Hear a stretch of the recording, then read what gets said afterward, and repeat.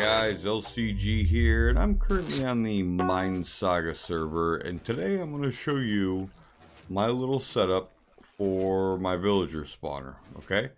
I'm going to give you guys a quick rundown of what I've got set up right now, and you might be able to get a feel for what's actually going on just by taking a look here, but if not, I'm going to break it down. And I might be putting together a schematic, a download file for those of you who might be interested in that. So here we got a little wash basin with all of our hoppers set up to collect all the loot. And a T flip-flop to push the items out into the water. And all the way up here. And this is where we have our actual villagers spawning.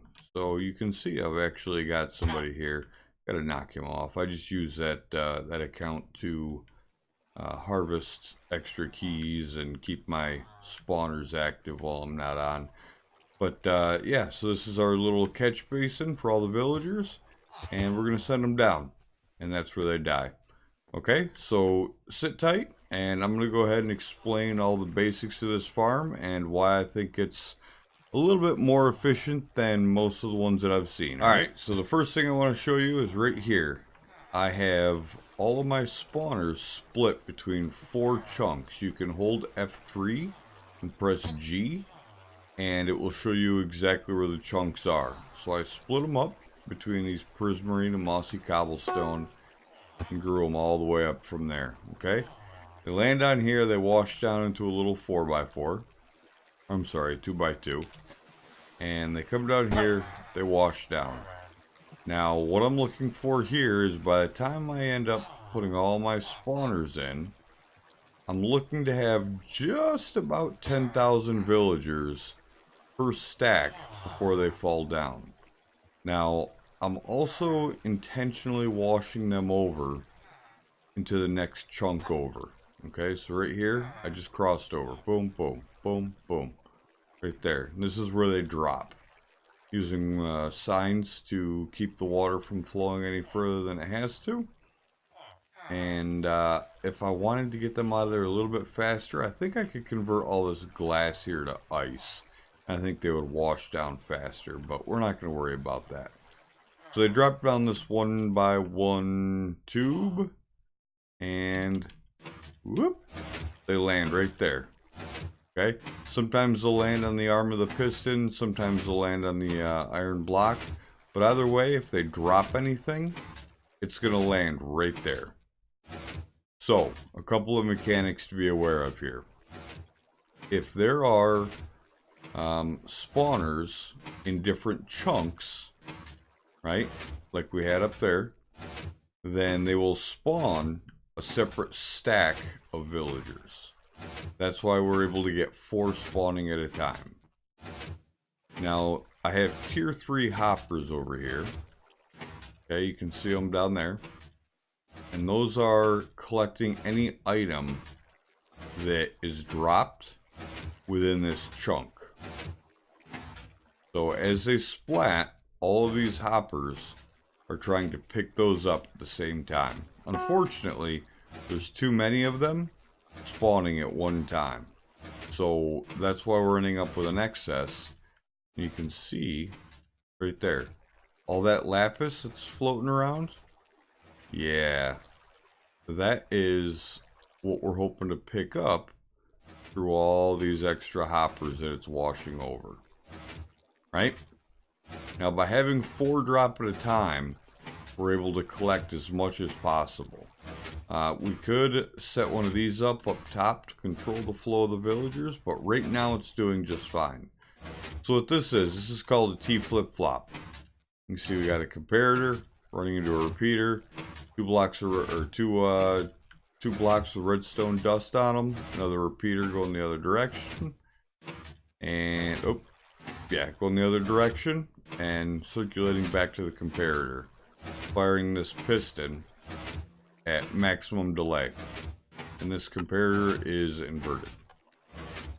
Now what you'll see here, and keep in mind a lot of these design ideas are a mix of my own testing and that of ImpulseSV as well as TangoTek. I want to make sure I give credit where credit's due. So we're using ender chests here because essentially what that does is it allows the lapis to come all the way to the border, and it just barely touches the edge of the hoppers that are below these ender chests. Okay? And that allows 2 hoppers to pick it up at any given time, really maximizing the amount of lapis that we can pick up. Down here, I think that's it for up here. Down here, we have water flowing. Okay, it runs around this corner and down here, and you saw it just fire right there. Okay, it lands on a wooden pressure plate. This is to soak up any extra poppies that aren't picked up by the hoppers, so that we don't have an endless supply of poppies just floating around, wasting the time that could be spent picking up these the lapis. And that right there seems to be about the perfect distance to get it to fire. Now again, notice that I have this dropper right here and another chunk. It turns out that it's actually proximity based, so I could have it in this chunk if I wanted to, but I backed it out just a little bit, thinking that the item stacking was chunk based. It's not. So if for some reason this gets offset and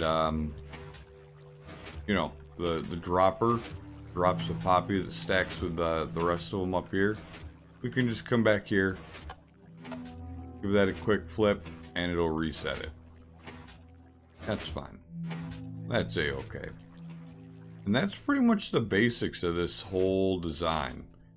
One of the biggest challenges that I faced was with the water flow. You want the water to flow around a corner. Okay, you don't want to start it at a corner like I did here. Ideally, I'm going to have to restructure this, but I'm going to wait until the server resets and probably build this in creative, create a schematic for it, and just use a printer to plop this into the world. But this right here can cause problems with the lapis getting stuck on the corner of whatever block you have here. Fortunately, I have enough ice to keep it flowing through here, but for some reason I was having a lot of trouble right there. I don't know what that was all about. So there you go. That should be about it. If you have any questions, you can feel free to hit me up either on the MineSaga forums or in game. My name is Lima Charlie, and well, you can leave a comment below and I should be able to answer any questions you got as far as how to make this even maybe a little bit more efficient. If you have any tips or tricks, please let me know, because I'm not really seeing any way to make this any more efficient. That right there was the old design, and I was losing a lot of lapis in that lava burn up, which is why I'm using a drop mechanism to kill them now. In case you were wondering, yeah, this is a really tall climb. They have to drop over 100 blocks before they will die from fall damage. So right here is about 130, I believe, 140 maybe. So yeah, like I said, if you have any questions, feel free to leave a comment below, and I look forward to maybe making you guys a schematic for this. Everybody, this is LCG. Have a good night.